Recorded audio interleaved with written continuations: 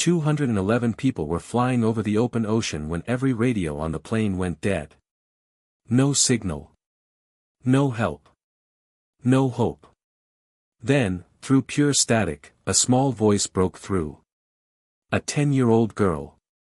Her father was a Navy pilot. His call sign was Shark. Before you watch full story, comment below from which country are you watching. Don't forget to subscribe for more amazing stories. It was a normal Thursday morning. Clear sky. Calm sea. Pacific Coast Airlines Flight 514 was flying from Manila to Honolulu, a long haul over the open Pacific Ocean. 211 passengers. Arrested crew. The plane, a Boeing 787, had passed every check the week before. Nothing about this flight looked dangerous. Captain Elena Cruz had flown for 22 years. She had seen storms, engine trouble, and rough landings, and she had handled all of it calmly. Her co-pilot, First Officer Daniel Reyes, was younger but sharp, careful, and steady under pressure. Together they made a strong team. The plane climbed to 39,000 feet. The ocean below looked like a sheet of blue glass. Passengers watched movies, ate breakfast, and slept.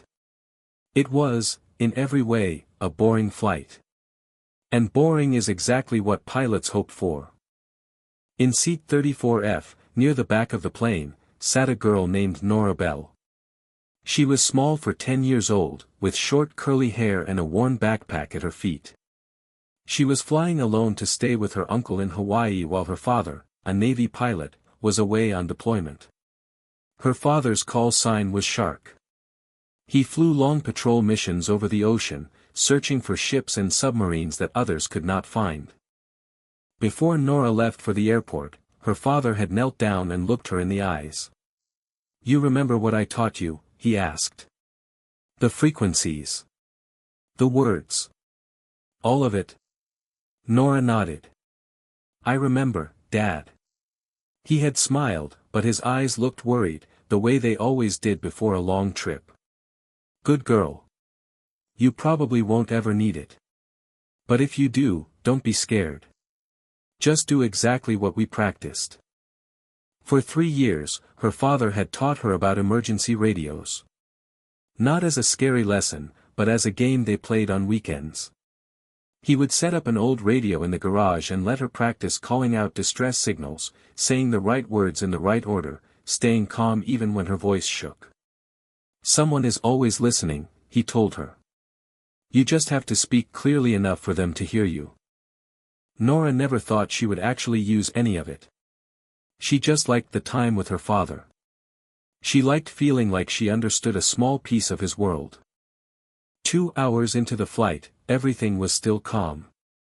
Flight attendant Maya Lin walked past Nora's row and noticed the girl reading a thick manual instead of watching a movie. "That's serious reading for someone your age," Maya said with a smile. "My dad's a Navy pilot," Nora said simply. "He flies over the ocean. I like learning what he knows." Maya smiled and moved on, not knowing how important that manual would become in less than an hour. Then, without warning, a bright flash lit up the sky outside the windows. There was no storm. No clouds. No warning on the radar. But a strange burst of static electricity, later found to be from a nearby weather research balloon carrying faulty high-voltage equipment, hit the plane's main electrical systems. The interference spread through the wiring in seconds. Inside the cockpit, every screen went black at once. The navigation system died. The radio went silent. The autopilot disengaged. Captain Cruz felt her stomach drop as she stared at a wall of dead instruments. "Daniel, what do we have?" she asked. First Officer Reyes checked switch after switch. "Nothing, Captain. Radios are dead. GPS is dead. Even the backup instruments aren't responding." They had fuel. They had engines. What they did not have was any way to know exactly where they were, or any way to tell anyone that they needed help. Below them was nothing but ocean in every direction, hundreds of miles from the nearest airport. In the cabin, the lights flickered and died. The entertainment screens went black. A few passengers gasped. A man near the front stood up, asking loudly what was happening. Children began to cry. The flight attendants moved through the aisles, trying to keep everyone calm, though their own hands were shaking. Maya made her way to the back of the plane to check the emergency equipment. That is where she found Nora, already standing at the emergency locker, trying to read the label on a sealed metal box. "Sweetie, please sit down," Maya said gently. "I think I can help," Nora answered. "My dad taught me. Planes carry an emergency radio that runs on batteries. It doesn't need the plane's power." Maya stared at her, unsure whether to believe a 10-year-old, but out of options. "Show me." Inside the locker was a small battery-powered radio, built for exactly this kind of emergency. Nora's hands trembled as she pulled it out. She had held one just like it a dozen times in her father's garage. She turned the dial with careful fingers until she found the number her father had drilled into her memory. "This is the guard frequency," she whispered to herself. "Someone is always listening." She pressed the button and spoke, her voice small but clear. "Hello. This is Nora Bell. I'm on Pacific Coast Flight 514. Our electrical systems are down. The pilots can't talk to anyone. We need help." She let go of the button. Static answered back. Her heart pounded. She tried again, remembering her father's voice, "Stay calm. Speak slowly. Say who you are and what you need." A voice broke through the static. "Station calling on guard, this is Navy Patrol Aircraft Sea Hunter 2. Say again your last transmission." Nora's breath caught. "This is Nora Bell. My dad is Navy pilot Marcus Bell, call sign Shark. He taught me this radio. We're in trouble. Please help us." On board the Navy plane, 40 minutes away, Lieutenant Commander James Alvarez nearly dropped his headset. Everyone in his crew knew the name Shark. He had trained half of them. "Confirm that," Alvarez said quickly. "You said your father is Shark?" "Yes, sir," Nora answered. "He's on deployment right now. He taught me what to do if a radio ever went dead." Alvarez turned to his crew. "Get Honolulu Air Traffic Control on the line. Tell them we've made contact with Flight 514. Turn us toward their last known position, now." Within minutes, air traffic controllers, Coast Guard ships, and rescue teams across the Pacific were alerted. A 10-year-old girl with a battery-powered radio had become the only link between a blind aircraft and the rest of the world. For the next 2 hours, Nora ran back and forth between the cockpit and the rear galley, carrying messages. Alvarez would ask for the plane's heading based on the sun's position. Nora would run and ask Captain Cruz, then run back and repeat the answer into the radio. Then Alvarez would give a new heading, and Nora would run it back to the cockpit. It was exhausting.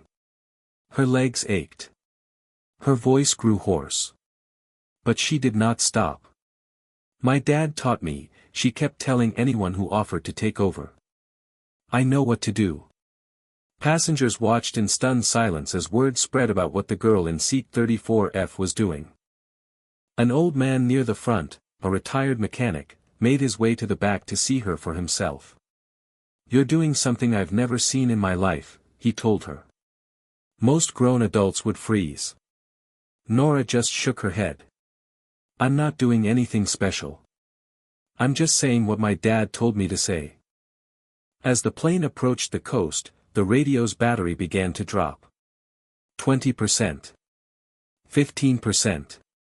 Nora's stomach twisted with fear. If the battery died before they landed, they would lose contact completely. "Sea Hunter 2, this is Nora. The battery is at 12%, she said, trying to keep her voice from shaking. Alvarez answered immediately.